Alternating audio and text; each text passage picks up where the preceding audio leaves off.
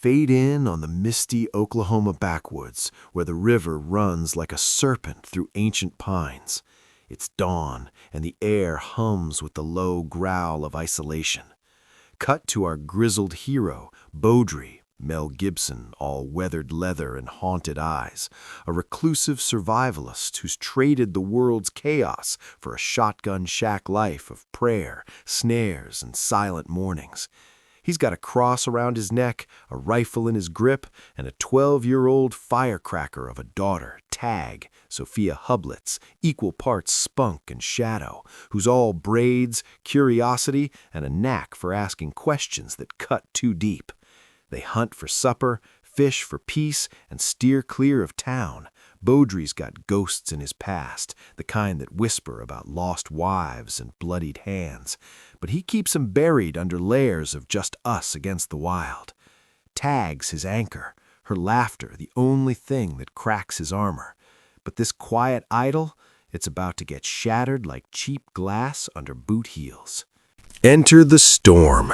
Tag's out by the riverbank, skipping stones and dreaming of the real world beyond their cabin walls. Schools, friends, anything but another lesson in gutting rabbits.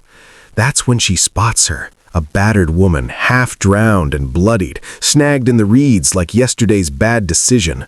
This is January. Shelley Hennick, fierce even when she's folding like wet paper, eyes wild with secrets, a bullet graze on her shoulder, and a story she ain't spillin' yet.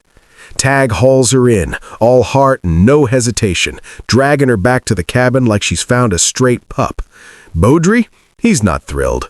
"We don't open doors to strangers, girl," he growls, but one look at January's pleading gaze, mix of terror and steel, and he's bandaging wounds by firelight, muttering prayers under his breath. Tag's already smitten, chattering about saving lives, while Beaudry eyes the horizon, sensing the wolves circling. Whispers of the web. As January mends, the truth trickles out like slow poison. She's no lost hiker. She's on the run from Alejandro, Jordi Mola oozing that oily menace like a cartel kingpin, fresh from a Tarantino fever dream. A vicious drug lord with a temper hotter than habanero, and a crew of tattooed enforcers who treat mercy like a punchline.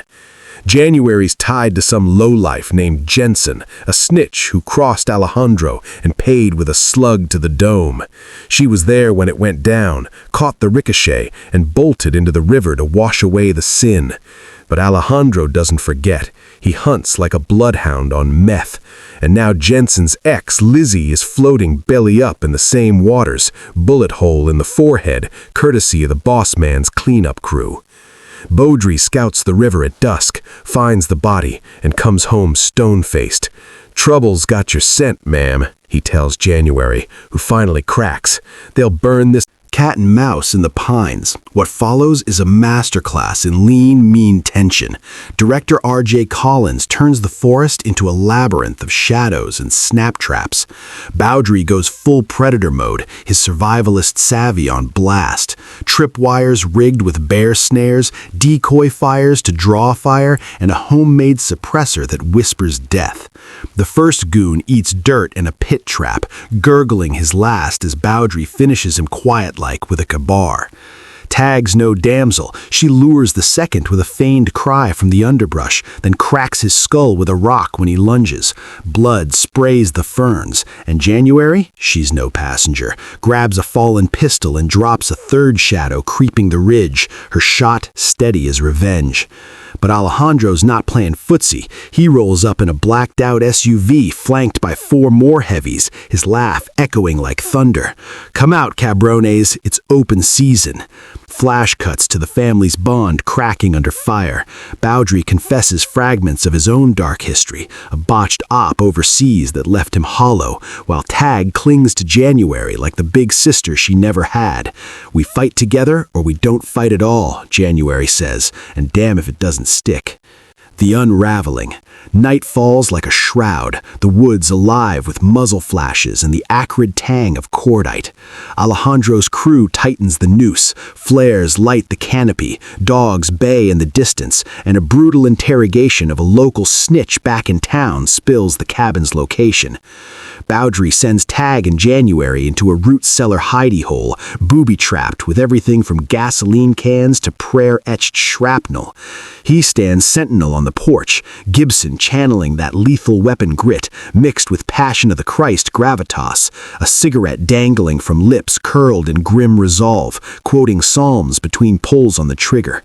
One henchman charges with a machete. Bowdry sidesteps, drives an elbow through his throat, then unloads point blank. "It takes an awful lot to kill a man," he mutters, echoing the film's cold truth as he drags the body into the brush.